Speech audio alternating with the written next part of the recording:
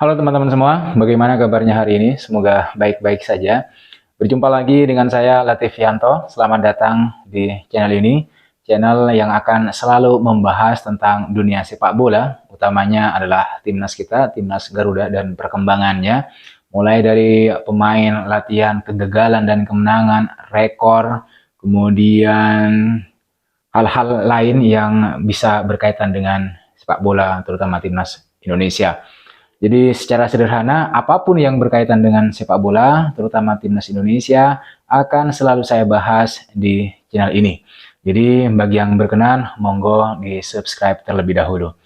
Oh ya teman-teman sekalian, sebelum saya menuju pada pembahasan pokok yang akan saya bahas, yang akan saya sajikan di video kali ini, lebih dulu saya ingin mengucapkan banyak terima kasih kepada kalian yang sudah subscribe channel ini dan sudah memberikan komentar-komentarnya pada video yang sudah saya upload di video-video sebelumnya. Jadi sekali lagi terima kasih saya sampaikan dan juga pastikan kalian tetap menonton video ini sampai selesai. Oke teman-teman sekalian, di video kali ini saya tetap akan membahas pernak-pernik timnas Indonesia yang sudah membuat sejarah untuk pertama kalinya lolos ke putaran ketiga kualifikasi Piala Dunia zona Asia. Tidak bisa diganggu-gugat dengan apapun alasannya, tidak bisa diganggu-gugat. Jadi mau tidak mau, suka tidak suka, terutama bagi para haters STY, bagi yang selalu tidak puas dengan cara STY melatih, untuk para netizen, bagi para siapapun ya yang menganggap timnas harus memperoleh Piala AFF terlebih dahulu untuk mentasbihkan diri jadi Raja Asia Tenggara, inilah faktanya teman-teman sekalian.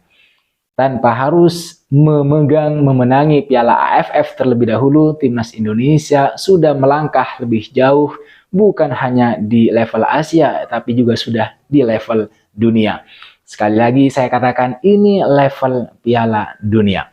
Di Piala Asia, saya harus katakan secara sah, Indonesia akan mengikuti Piala Asia tahun 2027 tanpa kualifikasi. Yang artinya langsung tampil di putaran final. Ya, nanti kita tunggu saja tahun 2027 yang akan melawan tim-tim bagus di Asia. Nah, di Piala Dunia kita juga telah meninggalkan Filipina, Vietnam, dan bahkan Thailand yang bisa kita bilang notabene pernah menjuarai Piala AFF. Timnas kita itu adalah ya satu-satunya negara dari Asia Tenggara gitu yang mewakili dari Asia Tenggara. Sekali lagi timnas kita bukan juara AFF yang mampu kemudian lolos ke putaran yang ketiga Piala Dunia pada zona Asia. Di mana untuk undian potnya di putaran ketiga itu baru akan dilakukan pada tanggal 21 Juni di Kuala Lumpur. Dan inilah yang akan kita bahas di video kali ini teman-teman sekalian. Tentang peluang dan tantangan timnas Indonesia nanti di putaran ketiga. Ya, sambil menunggu undiannya yang masih akan dilakukan pada tanggal 21 Juni. Jadi tidak apa-apa kita menghitung peluangnya. Jadi sebenarnya setelah lolos ke putaran ketiga, ya tidak ada kesempatan bagi Indonesia untuk berhenti atau mundur bahkan gitu ya. Perjuangan sudah sampai di sini. Dan harus dilanjutkan, tidak boleh berhenti. Tidak ada kata untuk santai atau bahkan mundur satu langkah pun. Posisi Indonesia saat ini itu telah diperebutkan oleh banyak negara, terutama di ASEAN. Tapi kemudian Indonesia lah yang akhirnya menjadi pemenang, yang akhirnya lolos ke putaran ketiga setelah menumbangkan Filipina 2-0 di GBK. Maka di putaran ketiga lah sebenarnya ujian dan tantangan kualitas timnas Indonesia nanti akan diuji. Bahkan mata dunia sudah ingin melihat sejauh mana nanti Indonesia ini mampu memperjuangkan posisinya di kancah dunia. Ini akan menjadi perjuangan yang sangat sulit, yang sangat berdarah-darah untuk timnas Indonesia. Tapi juga pertunjukan yang menarik bagi para penonton, bagi para pundit sepak bola dunia gitu ya, untuk melihat nih bagaimana sebenarnya revolusi Indonesia, sepak bola Indonesia. Yang dimana di kualifikasi Piala Dunia, karena peringkatnya sangat rendah, yaitu mungkin 146 waktu itu, Indonesia harus mengikuti kualifikasi Piala Dunia tahun 2026 itu mulai dari ronde 1, ronde pertama, di mana saat itu Indonesia mampu mempecundangi Brunei Darussalam. Dan kita lihat hari ini faktanya gitu, mengikuti kualifikasi Piala Dunia dari putaran pertama, akhirnya kemudian timnas Indonesia mampu lolos melaju ke putaran ketiga. Dari tim yang dianggap tim paling lemah di antara semua peserta kualifikasi karena peringkatnya yang sangat rendah, hingga kemudian menjadi tim yang harus diwaspadai oleh lawan-lawannya, baik di putaran kedua yang sudah berlangsung kemarin maupun nanti di putaran ketiga. Jadi ini akan menjadi persaingan yang sangat ketat gitu ya. Dan putaran ketiga ini masih akan dimulai pada bulan September nanti. Jadi sangat menarik untuk kemudian menunggu ya apa yang bisa Indonesia lakukan di putaran yang ketiga. Tentu saja menghadapi tim-tim yang lebih kuat, tim-tim yang sangat kelas gitu. Ada Jepang, kemudian ada Korea Selatan, Yordania, atau bahkan mungkin saja nanti Indonesia akan bertemu Irak lagi untuk ketiga kalinya di kualifikasi Piala Dunia. Karena di putaran kedua kita sudah ketemu Irak itu 2 kali karena kita berada dalam satu grup, yaitu grup F. Oke teman-teman, kalau kita harus menghadapi tim-tim papan atas di Asia, mungkin secara kualitas Indonesia sangat jauh, belum mampu. Jadi bukan mengkerdilkan, tapi ini realistis saja gitu. Tapi Indonesia itu masih punya kesempatan, masih punya peluang untuk mencari celah dari tim-tim papan tengah Asia. Artinya dengan persaingan ketat di putaran ketiga yang diisi oleh tim-tim terbaik di Asia, kita mungkin hanya berharap Indonesia itu mampu melawan tim-tim papan tengah. Artinya ya mungkin nanti kita akan finish di peringkat kedua atau ketiga ya.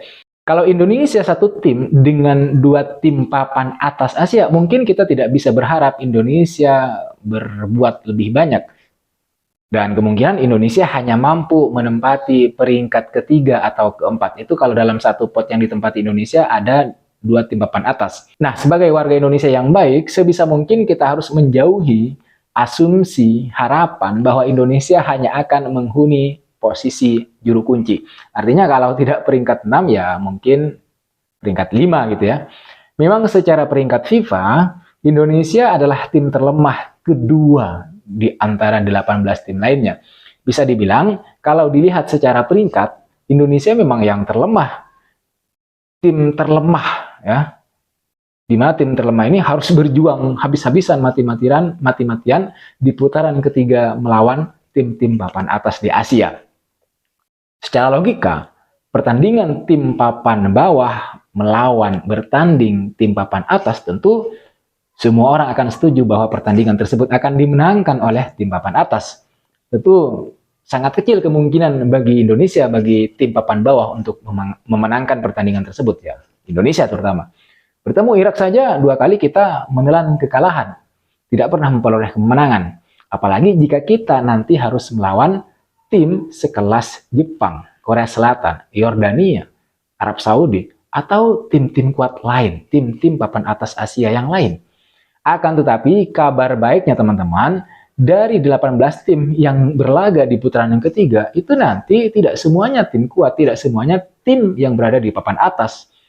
Jadi ada juga tim-tim papan tengah, di mana celah ini bisa digunakan oleh timnas Indonesia untuk meraih poin, untuk meraih kemenangan, dan bisa menempati posisi peringkat yang memungkinkan Indonesia untuk langsung lolos ke putaran. Ya jangan kebetulan ya, misalnya langsung lolos ke Piala Dunia atau paling tidak harus berlaga di putaran keempat yang akan mempertemukan tim-tim dengan peringkat 3 atau 4 di klasemennya atau di grupnya masing-masing. Artinya Indonesia paling tidak itu harus mencuri posisi di tempat ketiga atau keempat di klasemen grup jika ingin melaju lebih jauh. Jika Indonesia beruntung dalam undian nanti yang akan dilakukan pada tanggal 21 Juni, kita berharap sih Indonesia berada di grup yang dihuni oleh hanya 1 tim papan atas di Asia. Sisanya ya tim-tim papan tengah gitu.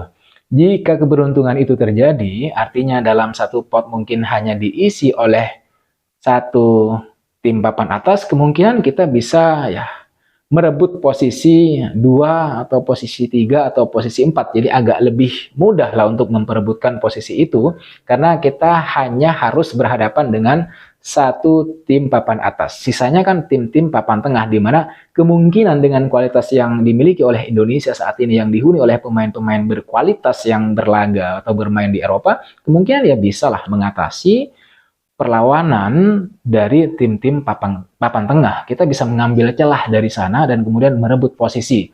Ya, posisi 2 lah gitu ya. Kalau misalnya di pot itu, di grup itu hanya diisi oleh satu tim papan atas. Tapi jika Indonesia tidak beruntung dalam undian dan harus berada satu pot dengan 2 tim papan atas Asia, kemungkinan Indonesia harus berjuang mati-matian, harus berjuang keras, berjuang habis-habisan untuk mengamankan posisi ketiga atau keempat. Ini akan menjadi perebutan yang sangat sulit karena Indonesia juga harus bersaing melawan tim-tim papan tengah. Tapi memang itu harus dilakukan gitu ya. Kalau misalnya Indonesia harus berhadapan dengan, ya di dalam satu grup itu ada 2 tim papan atas, maka ya paling tidak kan Indonesia harus memperebutkan secara logika kalau ingin melanjutkan ke putaran keempat misalnya, maka Indonesia harus finish di peringkat ketiga dan peringkat keempat. Ini akan sangat sulit karena Indonesia harus berhadapan juga bersaing dengan tim-tim papan tengah.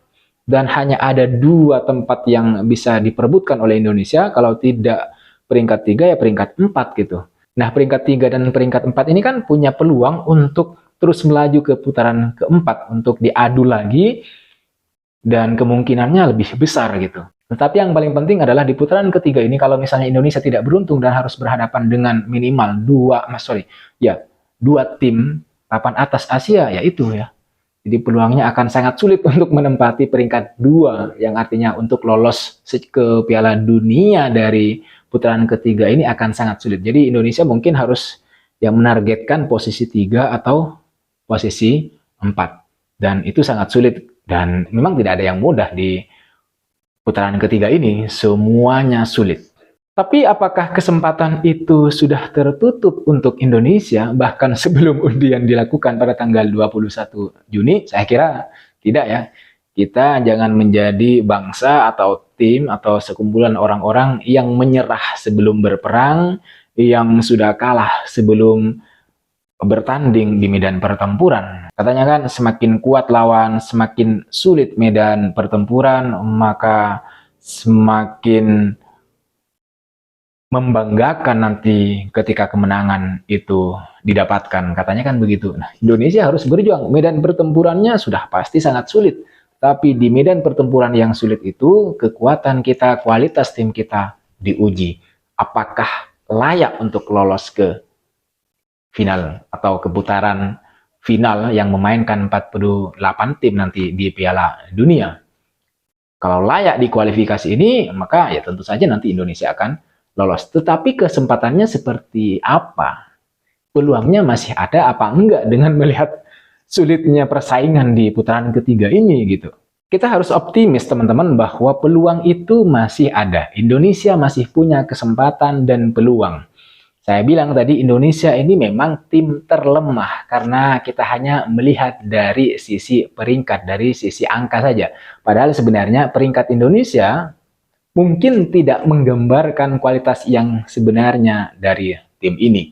Apalagi tim ini mengalami perkembangan yang sangat signifikan selama 2 tahun terakhir di bawah kepemimpinan pelatih STY.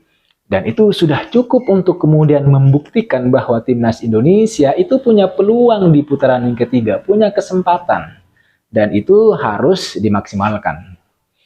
Apalagi STY itu mengatakan, walaupun Indonesia tim terlemah secara peringkat dan harus berhadapan dengan tim-tim yang sangat kuat di putaran yang ketiga, dia akan tetap berjuang untuk mencapai mimpinya, ya untuk lolos Piala Dunia. Ini mimpi STY dan mimpi kita semua. Dia mengatakan bahwa tim ini, timnas Indonesia, timnas Garuda kita, tidak akan mudah menyerah. Apalagi hanya soal peringkat. Karena berkali-kali STY mengatakan bahwa dia dan timnya, timnas Indonesia, timnas Garuda, ingin membuktikan bahwa peringkat itu hanya soal angka, bukan kualitas. Jadi apa yang disampaikan STY adalah tekad yang bagus untuk kemudian dijadikan bahan oleh tim ini yang memang dilahirkan untuk berjuang. Dan di dalam perjuangan selalu ada harapan. selalu ada peluang untuk memenangkan pertandingan. Jadi harus berjuang lebih dulu untuk kemudian memperoleh peluang itu. Oke teman-teman sekalian, yang paling penting dari semua yang sudah saya sampaikan tadi itu adalah bahwa Indonesia harus terus berbenah, harus terus mempersiapkan diri dan tim agar nanti bisa berbicara, agar nanti bisa berbuat lebih banyak di putaran ketiga. Jadi lini tengahnya harus diperkuat, kemudian lini depannya harus dipertajam. Saya kira itu yang bisa kita bahas, yang bisa saya sajikan di video kali ini. Jangan lupa like, comment, dan subscribe. See you on the next video.